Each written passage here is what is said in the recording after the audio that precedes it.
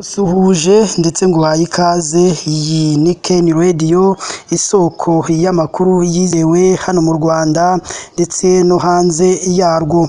Mu gitondo cyo kuri uyu wa mbere tariki ya 8 z'ukwa karindwi 2024 mu karere ka Nyagatare hasakaye inkuru y'icamugongo y'umwana w'imyaka 10 yabeshye ko abonye mugenzi we agwa mu bwiherero buhita busenywa igitaraganya. Ubuyobozi bw'iryo shuri bwabuze ayo bucira n'ayo bumira bukimara kumva iyo nkuru y'icamugongo yari isakaye muri icyo kigo cyabo. Uraza kumenya mbese uyu mwana ibyo yabitewe n'iki, ese icyo abana bo bagomba kwigira kuri uyu mwana bo ni ikihe, ese ubuyobozi bwasabye iki abanyeshuri ndetse n'ababyeyi. Icyo nkusabye nyabona nuko wadushyigikira ukanda munsi y'aya makuru yacu, urabona ijambo subscribe cyangwa se abone, urahita ubona akazogera nako nikaza nako gakandeho kugira ngo ubushimangire ko uzajya uba uwa mbere mu kubona amakuru ya Ken Radio tugenda tubagezaho umunsi ku munsi.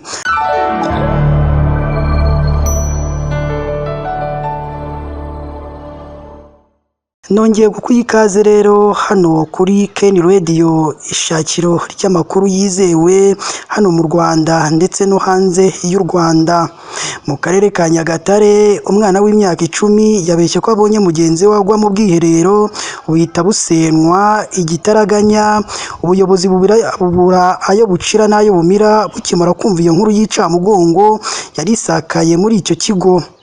Ubuyobozi bw'urwunge bw'amashuri cya Rukoma ruherereye mu murenge wa Rukoma mu karere ka Nyagatare bwemeje ko ku wa 4 tariki ya 6 Kamena 2024 hari umwana wiga mu mwaka wa 2 w'amashuri abanza wabeshye ko hari umwana muto uguye mu bwiherero, ariko nyuma yo kubusenya akavuga ko yikiniraga. Amakuru avuga ko nyuma y'uko uwo mwana abwiye mugenzi we ko abonye umwana wiga mu mashuri y'incuke agwa mu bwiherero ry'iryo shuri, mugenzi we yahise abivuga bituma amasomo ahagarikwa igitaraganya kugira ngo hashakishwe uwo mwana, ariko avuga ko yabeshye nta byabayeho ahubwo yagira ngo akinishe uwo mwana. Aya makuru y'uyu mwana yemejwe na Dismas Yakaremye, umuyobozi w'urwunge rw'amashuri rwa Rukoma ya 2, wavuze ko nyuma yo gusenya ubwiherero kugira ngo hashakishe umwana byavuga ko yaguye mu musarani. Umwana wari watanze aya makuru yavuze ko nta muntu wigeze ugwamo ahubwo yagira ngo akinishe uwo mwana. Mu magambo y'uyu muyobozi yagize ati: ayo makuru twayamenye bitewe n'umunyeshuri wari ubitubwiye, ariko twakurikiranye kugira ngo tumenye niba amakuru aduhaye ari ukuri koko dusanga ari igihuha. Twafashe umwanzuro wo kuvuga ngo tuwarete tuyividure dukuremo umwanda tumenye amakuru nyayo, ariko dusanga uwo mwana yabeshyaga ari igihuha kigendera.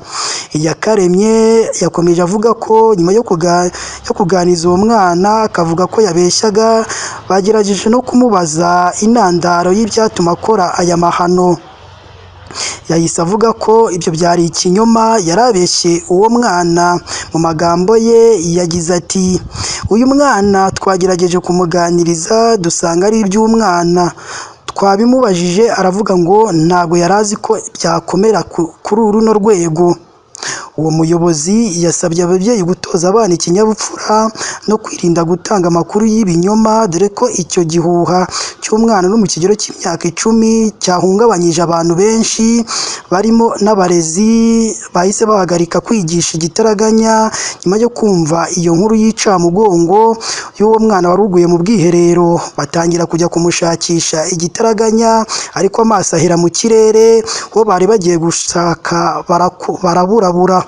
Uwo mwana bakimara kumubura muri uwo musarani, uwo ngo yahise akizwa n'amaguru, ariko nyine baramufata. Bakimara kumufata nibwo yaje guhakana ibyo ngibyo yari yavuze. Reka nkushimire rero wowe udahwema gukurikira amakuru kuri Ken Radio, nkubwira ko amakuru ya Ken Radio ari agagaruka. Icyo ngusabye ni subscribe kugira ngo ujye ubona amakuru ako kanya ubwo dushyizeho amakuru yacu. Mugire umunsi mwiza kandi Imana igomeze ibarinde.